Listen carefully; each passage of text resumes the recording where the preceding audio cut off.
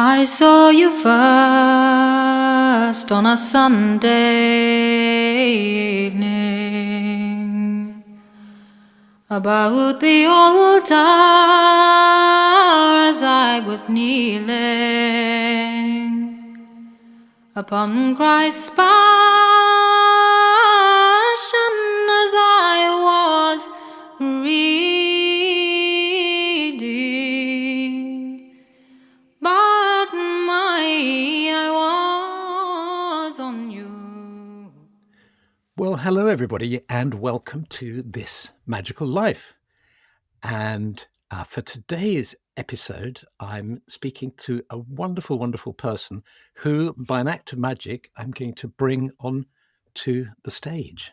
Sheila Chandra. Hello, Hi. Sheila. How lovely to see you. Yes, Sheila, very nice to see you. when did we first meet?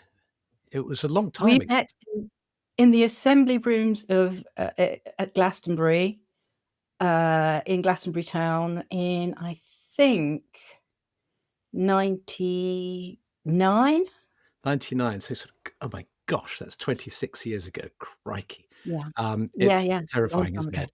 Yeah. And Sheila Chandra had, I think your album Weaving My Ancestors' Voices had come out, and it's just the most wonderful collection and rendition of music. And for those of you who don't know Sheila Chandra's work, I hope as soon as this interview is over, you'll go and dive online and discover her music. It's so beautiful. And one of the reasons I think that I find it so inspiring is not only the beauty of your voice, Sheila, and the particular song, but what you do is you weave together influences from East and West, from which is reflected in your heritage. Which is tell us about your heritage. Tell us about yourself. I have a Yorkshire grandmother who was born in India and never saw England. And then I have 3 South Indian grandparents, so that makes me 3/4 Indian and 1/4 English. How fantastic! So they were doing their own version of East and West, my maternal grandparents. But the challenge with weaving, which came out in 1992, but we met via Simon Emerson, who sadly passed away a couple of years ago, who was the founder of Africal Sound System. If everyone knows about them, they were sort of massive in the world music field in the 90s. The point was that I felt there was a kind of world heritage for vocalists. And often we're encouraged to stay in our own lane, as it were, because we're easier to market and we're easy, or we might be very, very sort of enthralled by our own tradition. But for me, what fascinated me was the thought that the voice is the only instrument we know physically, the construction of which hasn't changed. So, you get dulcimers of various kinds made in various ways across the world, or bagpipes in Bulgaria and bagpipes in Scotland, but they're not constructed in quite the same way. So you've got this world heritage of musical traditions, and then you've got this instrument that remain the same. And I thought there has to be connections between them. And there was a challenge because I wanted to play live for the first time. I'd been a studio artist for 10 years. And I thought, well, I don't want to hide behind anyone else. I want to learn my stagecraft. So I decided to give totally solo performances. So I had to write material that would allow me within a single melodic line to go between various vocal traditions like Vedic chanting and Gregorian chant, or a 900-year-old Irish folk song and sort of muezzin style Arabic vocal, and back again without taking a breath. That was the technical challenge of Weaving My Ancestors' Voices, and really that the real world trilogy that I did in the 90s. So that, I suppose my story is the story of diaspora, of emigration, of settling, of integration, of the richness of cultures clashing, really. Yeah, absolutely. And the effect is absolutely stunning and so beautiful. And then having achieved such success at an early age, what sort of age were you when you started your career? I went to a theatre art school, and from the age of 11. And they did a mass audition for Grange Hill, which was only one series old at that point in 1978, I think. And so I auditioned and I got the part of Sudhamani Patel. So I had this sort of minor part on Grange Hill. And then Steve Kerr, who was forming Monsoon, which was a band with, he was writing music that borrowed from the Hindi film style and moved it and merged it with pop and and Indian classical too.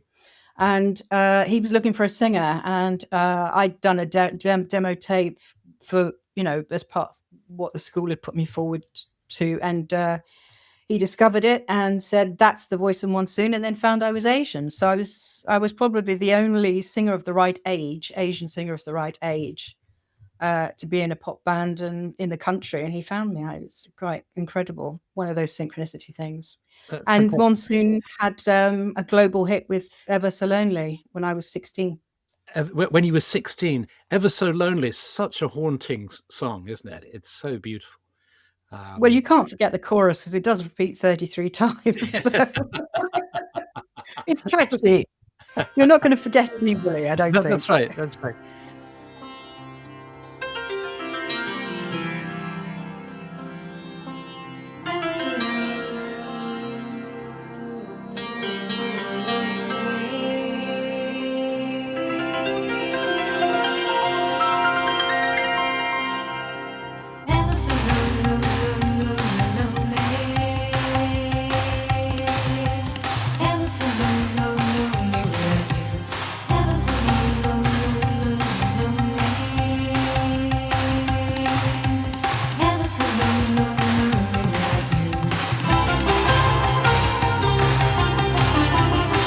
It's catchy.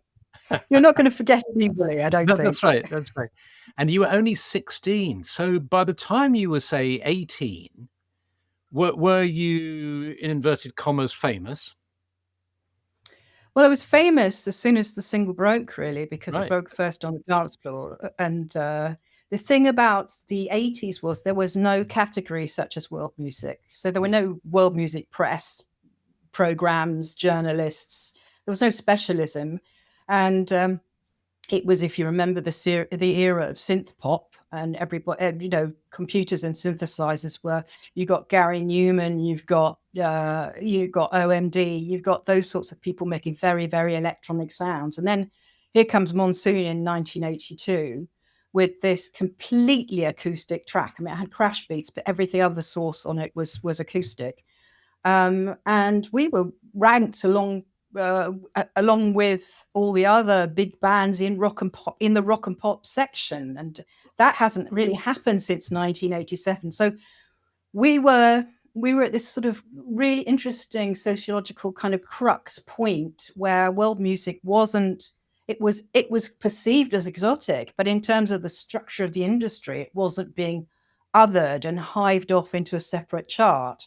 So ordinary people, I was not famous in a world music world. I was famous as a pop star because that's all there was. There was pop and classical, and that was that. That was fantastic. And did it? I mean, at the age of 16, it's very hard for it not to go to your head, as it were. Did it? Was it quite a disorienting time? Did it go to your head, as it were? I was an extreme introvert at a school full of extroverts, and it was nice to have a little bit of attention, but it didn't go to my head because part of what you get at a theatre arts school is the ethos of professionalism. Yeah. And, you know how to behave. You look at the career journeys of various stars, even people who've left 5 years ago when you're a junior, and you think, oh, they're going off the rails a bit there. They're drinking a bit too much, or they're a bit big-headed, or they're starting to be unpopular because of this. It's the kind of thing you watch. So even at 16, I think if you're made a star and it goes on a long time and you become very detached from reality, then it's easier to go off the rails and become big-headed. But Monsoon, Eversole only got to 9 in one chart, 12 in another. So there were two sort of official charts. And then the second single, Shakti, only just got into the top 30, I think. And so, you know, we didn't have that sort of sustained fame bubble going on. Yes. And did you play at did you go to Real World and play in the was it Real World? No, the you know, the festivals that Peter Gabriel's WOMAD, you mean? WOMAD, that's what I meant. Yeah. Yeah. No, Monsoon were a studio band. Right. And you know, because people were so synth and video orientated in the early 80s, those were the big technologies coming through. Right. That was sort of acceptable. And I didn't play live until my sixth solo album, which was the one on Peter Gabriel's label, Weaving My Ancestors' Voices. So what I did in the meantime was Phonogram, the major record company Monsoon was signed to, were not happy that the second and third single hadn't done as well, and through the contract access and told us to drop the Indian influence, which was like complete antithesis of what we were about. So they seemed to think it was a kind of costume that you could put on or take off. Do you know what I mean? Not who we were and what we were interested in. Yes. And you know, they were responding to the market as large companies do. And so we disbanded to get out of the contract. And Steve Coe, the founder member of Monsoon, had started a tiny label to put out an EP which got the attention of Phonogram. So I went back to the indie pop label and made 5 albums over 9 years, with a 5-year sabbatical in between. Well, gosh, lots of work. And then something happened in your career that was really challenging, which I wonder if you could share with us, because you know, I think it's helpful to share these things, even these difficult things. You know, you had a health challenge, didn't you? Yeah, so I was giving my first live performances with this solo voice style, which was very vocally demanding. And then I was in a car crash. Well, two things happened. I fell out of a hammock, the rope broke, and I smacked my head on the concrete. And then I was in a car crash, and a very, very small one. But the car was written off, and it had jarred my eyes, and I got a detached retina and was rushed for emergency surgery at the middle end of 92. And I found out much later that they had damaged my vocal cords when they intubated me.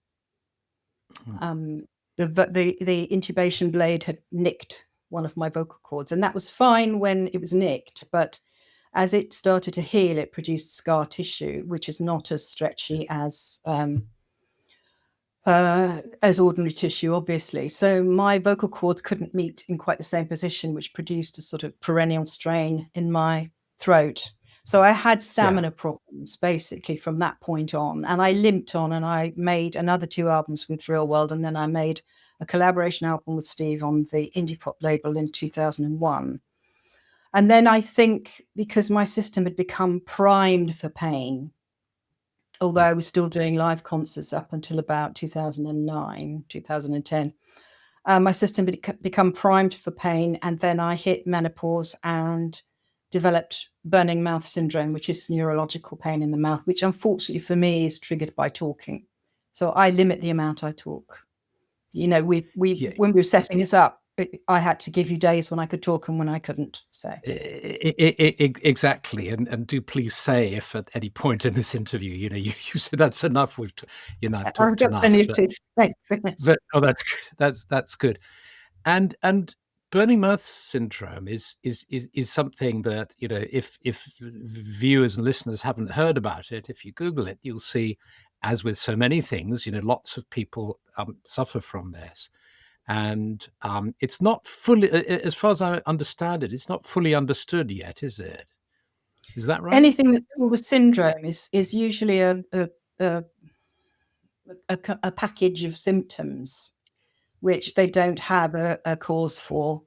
There's a sort of cluster of symptoms, that's, it's like chronic fatigue syndrome. They don't know what causes that. They can offer palliative care, but they don't always have ways to improve things. Yes, because before we started, I was sharing with you that I actually suffered from it when my first marriage collapsed, and it was an extremely stressful time. And for about a year or so, I felt as if I had burnt my mouth with a boiling cup of coffee. And I saw doctors and specialists, and nobody could help me. The only advice I got really was to eat avocados. They just couldn't help. And it went away, it just diminished over time. So it was clearly some sort of stress-induced issue. But for you, it's carried on. And does it wax and wane in terms of its symptoms? If I don't speak for long enough, it dies down to a tiny simmer. Right. But the minute I start speaking, it flares back up again, and then it just climbs and climbs and climbs. So if I spoke for 4 hours today, on and off, then I would be in so much pain I might not be able to sleep. Oh gosh. So it's tricky like that. That's why I've got to ration the talk time. But equally, I don't want my vocal mechanism to atrophy. So I do, and also for my sanity, I do need to talk sometimes. Yeah, exactly. So with this challenge, this event that occurred for you, how did you reorient your life? What did you do? You had this very successful career. You create all these albums. What did you do?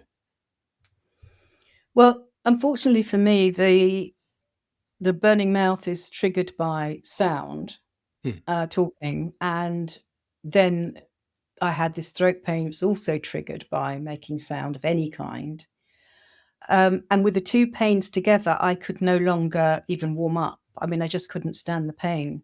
Yeah. So there was at that point, I was sort of at a dead stop. It wasn't a question of being able to limp past stamina issues and pain issues. It was, no, we just can't go here.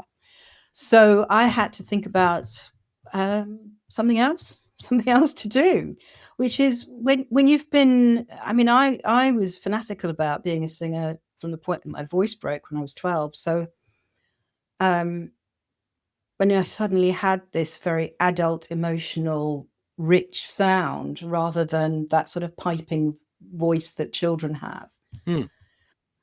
And it's very difficult when your whole life has been about having certain creative aims and achieving that, and you know that you're not going to be able to go on and do that. So and it's also the way in which people identify with you.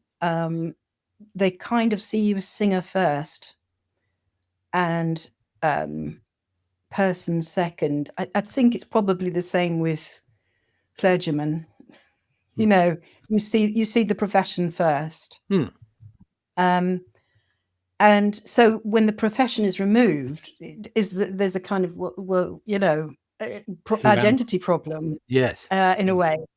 And also I needed to find a way to communicate and be useful and to find something else that I didn't dare hope for a talent equal to that in another field, because I don't know if you really get two talents like that in a lifetime, or some lucky people do. I don't think I did. And I had been writing a diary for, at that point, 13 years. And I probably unconsciously got my 10,000 hours of writing in, and developed a kind of, and as I was having to communicate with people more through writing notes while I was out or typing rather than meetings, it started to feel more like my actual voice, and that process has continued actually. So it became quite natural to consider writing as a alternative, and so I'm not a fiction writer. I'm a non-fiction sort of self-help type writer, And I published a couple of books and discovered there was also a need for, particularly from people who aren't privileged enough to know people already in creative industries, that there was a need for someone to go and explain the culture and coach people into developing their own creativity. Usually a creator who's worked at the levels I have would be too busy with their career.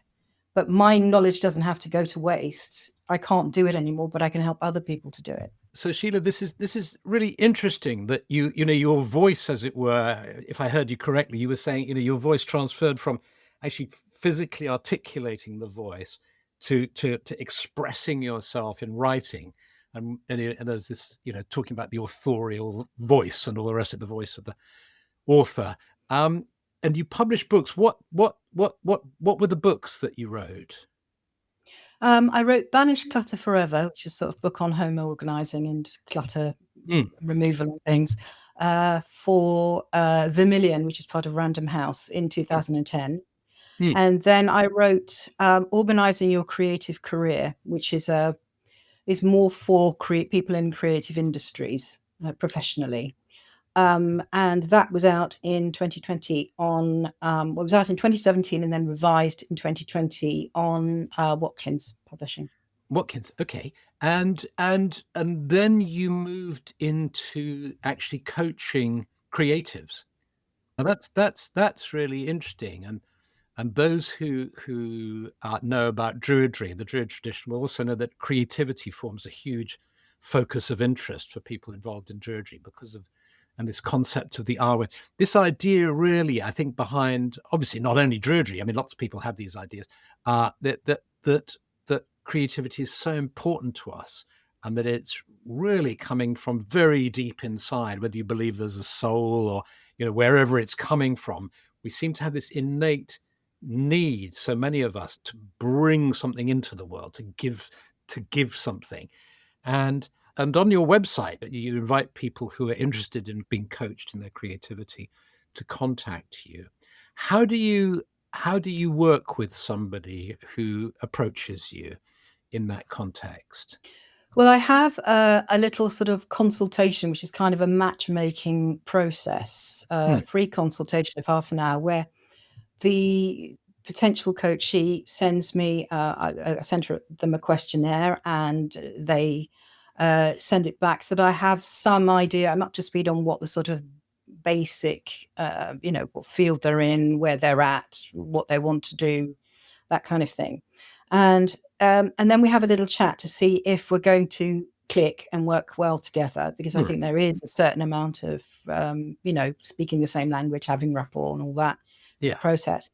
And then, we work on usually monthly, although I have done weekly sessions all over the world, in various industries, writers, singers, instrumentalists, painters.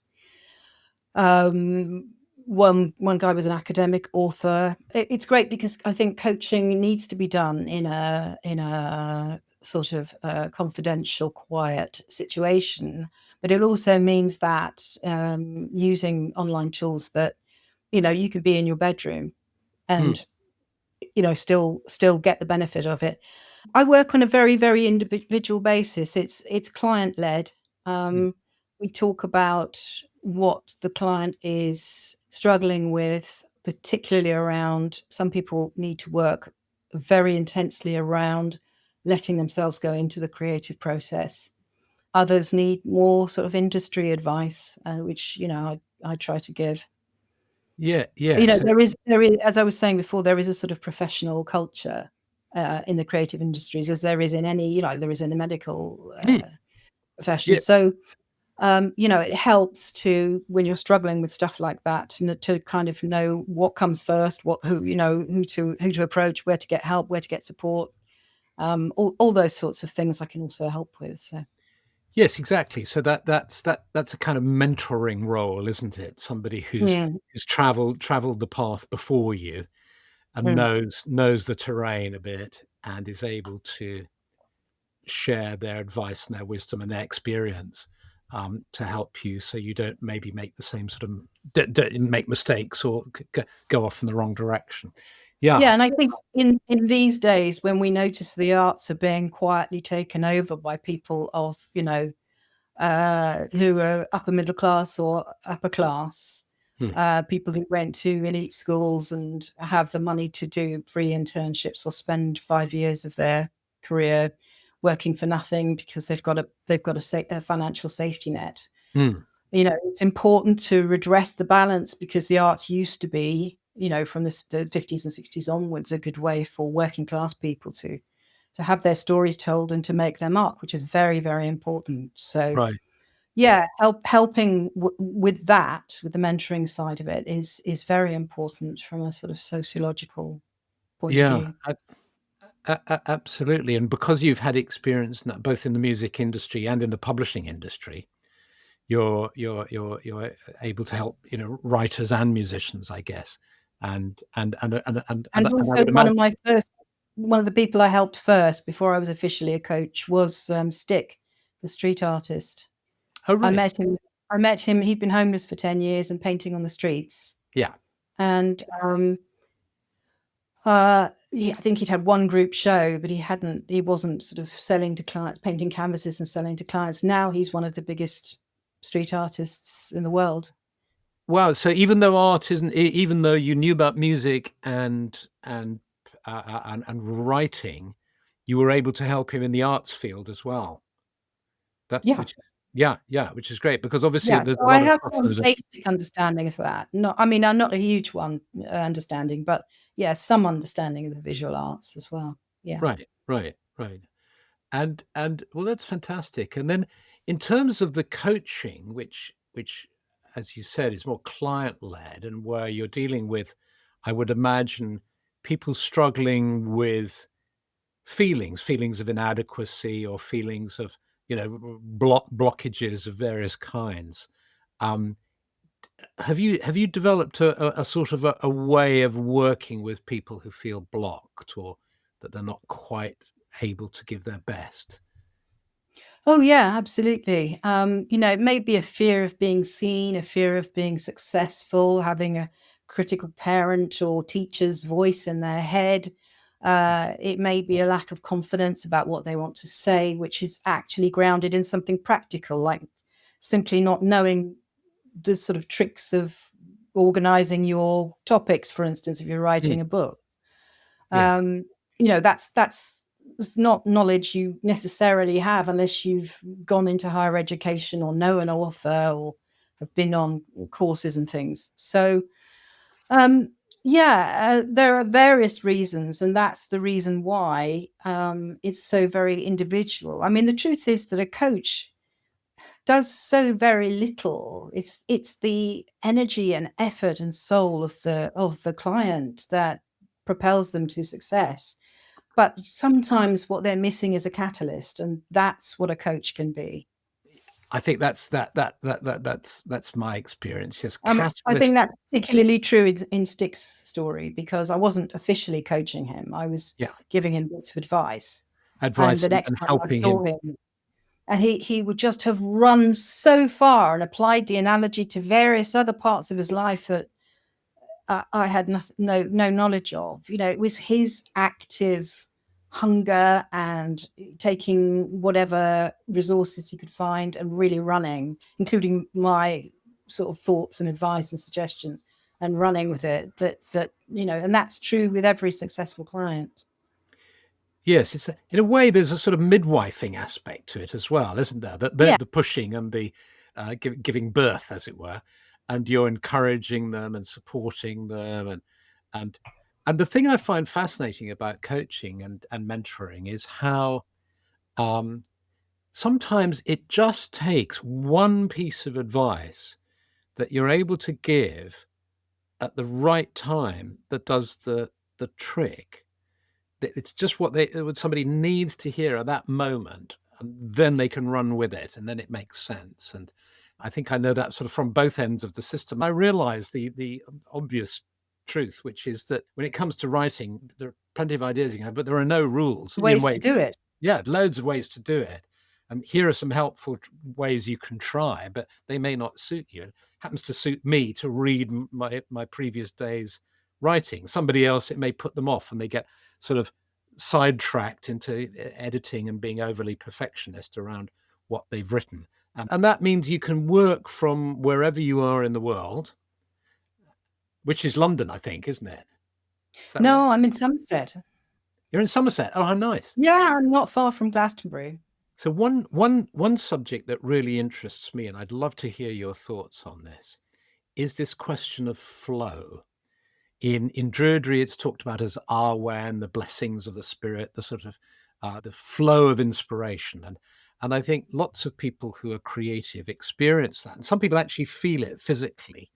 Painters will say they sort of feel it flowing through their bodies, and sometimes when I'm writing, I almost can think, oh gosh, as my sort of fingers move on the keyboard, there's another part of me thinking, that's rather good. I didn't know I thought that, or that's a new idea for me, or something like that. It can just literally flow in an impersonal way. And of course, musicians, I've heard, people like Paul McCartney talk about how, well, I didn't really write that song. It just came through me. And Elizabeth Gilbert's written a fantastic book called Big Magic about writing fiction and her experience of that sort of flow energy. What are your thoughts around that? Yeah, for me, all the things they say about the work coming from somewhere else is something I've both literally viscerally experienced as a singer, but also something that comes from the Asian tradition. So there is this sense that ragas, for instance, which Westerners know as a sort of, in very simplistic terms, as a limited scale on which you can only use certain notes, and it gives the melody a certain flavor. And there are hundreds of ragas and sort of sub-ragas. But in Asian philosophy, in Hinduism, the raga is a person and is associated with the time of day and with a certain emotion, and is depicted in paintings. It might represent a certain story or a certain moment in a certain sort of story of mythology. So the idea is that the raga is a creature who has been incarnated dumb and needs you to give it its voice. That's the poetic sense in which, we are actually giving voice to another person, let alone another creation that's flowing through us. So I've had it from both sides. That's what I'm saying. I've got it in my tradition, but I've also experienced the truth of it. You've experienced it. Now that is a really interesting idea, isn't it? That the flow, rather than conceiving of it as a sort of like a flow of water or a flow of energy that is sort of impersonal, this idea that you've suggested of that there's a being who wants to express itself through you is a very interesting idea, isn't it? Yeah, and I think that's also true of various projects. It feels to me sometimes like a song has whispered itself in my ear and wants me to sing it. And I equally think that once the creation is made, it has some of that energy about it. I was referencing earlier this a 900-year-old Irish folk song that I sing called Donalogue. I only ever heard that song once, but I couldn't get it out of my head. I was obsessed with it for a good year. And when I think about, because, a folk tradition is largely oral tradition. And when you think about how many generations of singers that song has inhabited, if you think of it as a being, and it's found a new host almost in each generation. It's almost, you could almost think of a catchy song like a virus, when you have an earworm and you can't get it out of your head. Yeah. And that old memes, people talk about memes these days having a life of their own when they go viral. And I think, the best melodies in a way have that quality. They go viral and they jump from generation to generation. They find people to carry them forward generation to generation. So in a way, I think of each song as a being, not just a raga that can be sung 5, 20, 100 times. That's a lovely idea, Sheila. That's really beautiful, actually. It explains too, or rather, it helps to give form to this phenomenon that you may have experienced, that when you've created something, it sort of has a life of its own. It goes out there into the world, and you can no longer control it, like a little child that you've given birth to, who takes off Yeah. over the horizon. Yeah, I mean, I'm the ever so lonely girl. When I tried to enter the publishing industry, Yeah. and of course, in my biog to the prospective agents that I sent out, I had a little line about Monsoon. Oh, it's the ever so lonely girl. Yeah. That's and it was, this is 30 years later. Yeah. And it goes out there. And the other phenomenon, so there's that thing of it having a creative work, having a life of its own, which you can't predict. Just as with a child, when your child's born, you can't predict what's going to happen. There's also a phenomenon I've noticed in creativity, which is, I've just found this myself, and I haven't really talked with many people about this. So I'd be interested to know if other people experience this too.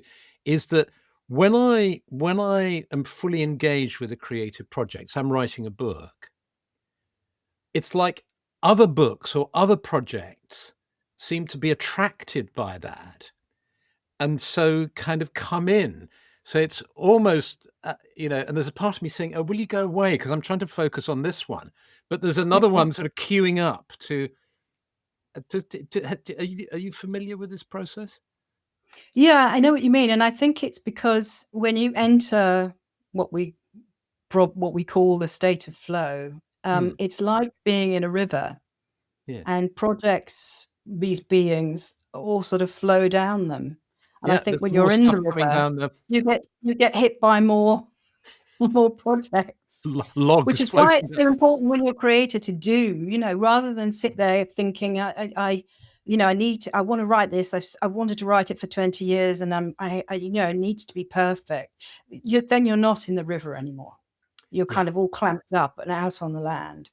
But when you're free and easy about it and you're playing, that's when the other stuff tends to come through, because you're open. Exactly. You've opened yourself up in some way, and having that playful attitude, I think, is so important. Because I think, don't you find that one of the biggest blocks to creativity is this belief that you have to completely clear the decks and be in the perfect circumstances? So when we've moved house, and when the kids have left, they've only got a year more until they go to university, and then when when I've got my own studio, I've got my own office or whatever, there's always some ideal state. And when I look back on my life, virtually everything I've written has always been in an imperfect situation, like sort of, in the corner of some room that wasn't mine, or I don't know. I mean, sometimes I've been in sort of perfect, lovely places and all the rest of it, but a lot of the time I've had all sorts of other stuff going on as well. And it's just, I think it's just something you just have to, it's an idea. It's a wrong idea about creativity, that you need the perfect environment and the perfect setting, Yeah.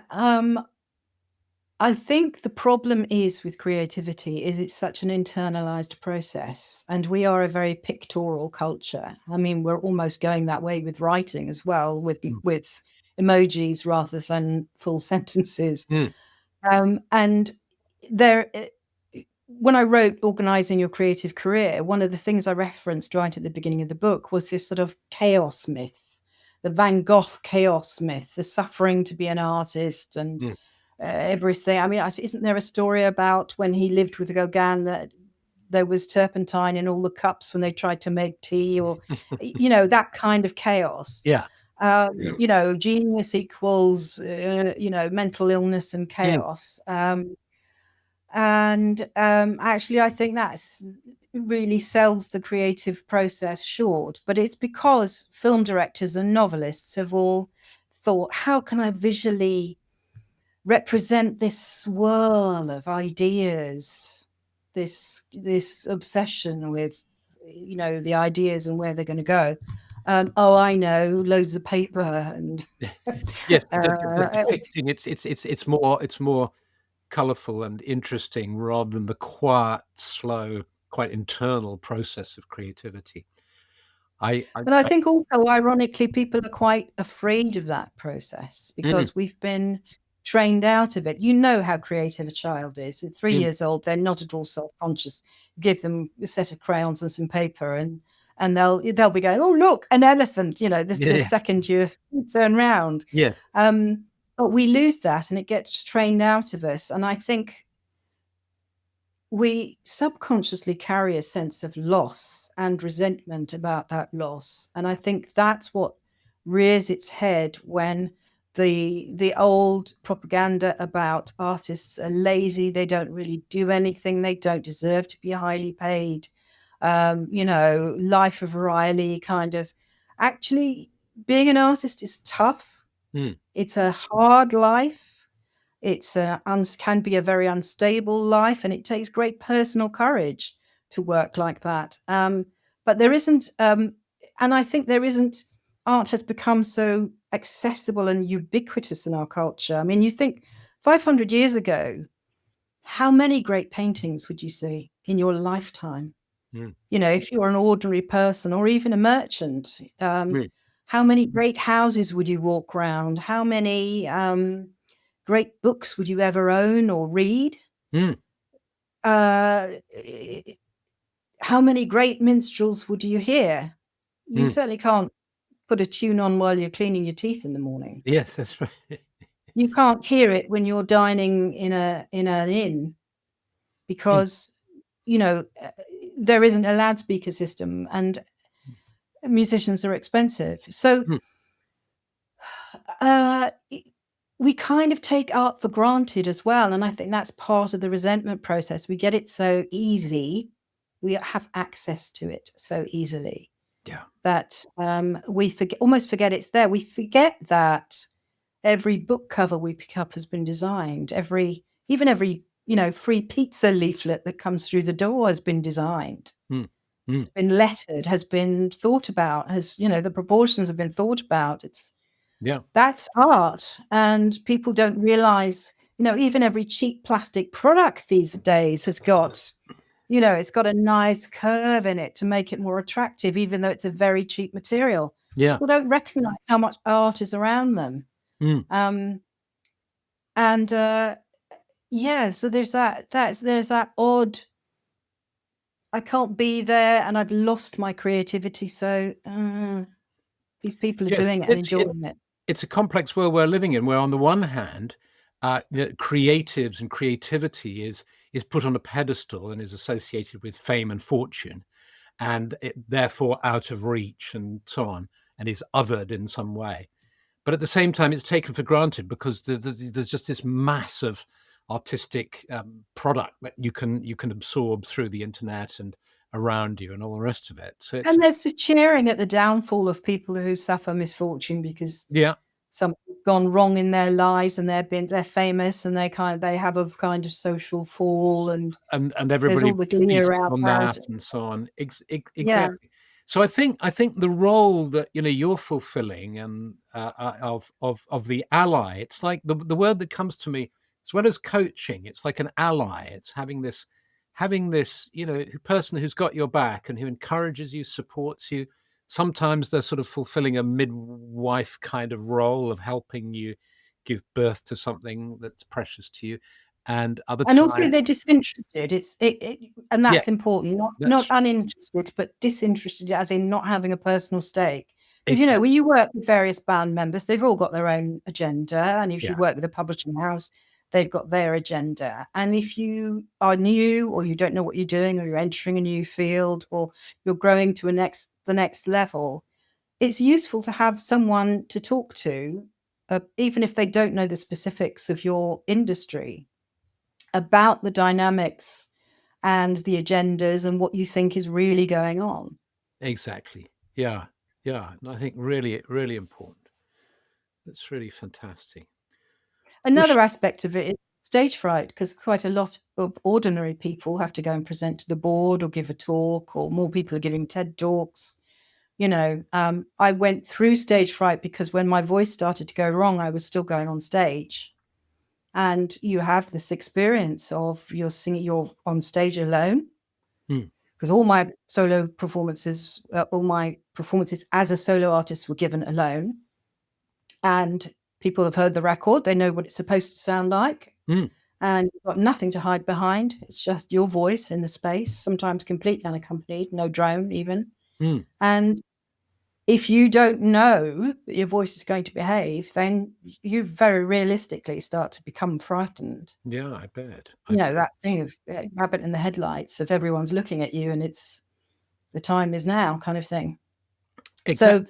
So I took 7, 8 years to overcome stage fright and enjoy performing again. Wow, that's so interesting, and of course, and you've added in another whole area that in terms of supporting clients, in terms of dealing with their anxieties around, stage fright, anxieties about their creativity, really around what they're doing. So it's really, because you might be great, for instance, you might be great writing in your little study as an author, but having to go and do a press tour might terrify you. Yeah. And in fact, I think surveys show that public speaking, most people are really frightened of public speaking. Yeah. Some people would rather jump off a bridge than give a speech. Yeah, exactly. Sheila, this is fantastic. Thank you so much for this. This discussion has been really interesting, I think. Well, a great pleasure to and talk with you. and I hope it's helped people. Thank you for this conversation. It's been wonderful. Thank you. I saw you first on a Sunday evening about the altar as I was kneeling upon Christ's passion as I was reading. But my eye was on you, and my sore heart bleeding. Oh, Donald, can't you feel me near you? Why don't you tremble the way that I do? I'll be your lantern to show you truth plainly. And if you are set on, I'll defend you bravely. Oh, wild as a crow is this heart within me. Dark as your shadow is this grief that blinds me. Stained as a blueprint on a polished hallway, and it is you that has stained it forever and always. Oh,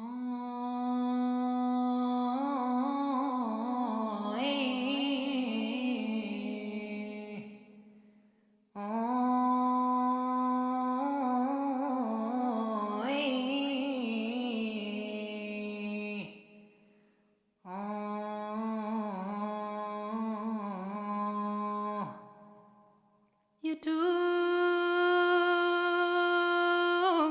what's before me and what's behind me.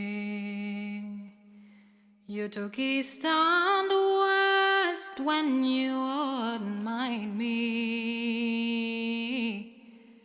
Sun, moon and stars from my sky you've taken, and the God above, or I'm much mistaken.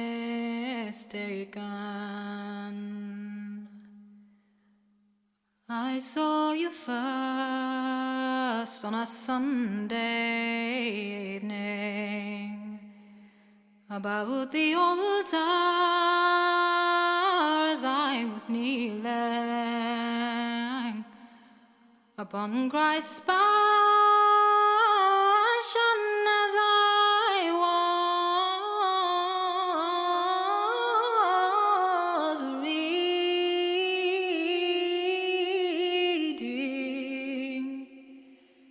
but my eye was on you, and my sore heart bleeding.